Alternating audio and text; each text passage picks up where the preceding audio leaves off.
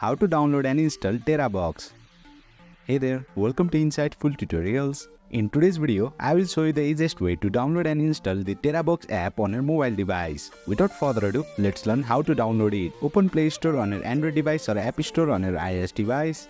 Tap on the search bar, search for Terabox. Select the first search result for Terabox. Tap on the install button. Terabox app will begin downloading and installing on your device. Please note that the installation time may vary depending on your internet speed. Please be patient. Once the installation is completed, you can now use the Terabox app on your mobile device. Simply tap on open, give all necessary permissions, then log into your account if you have one or sign up for a new account.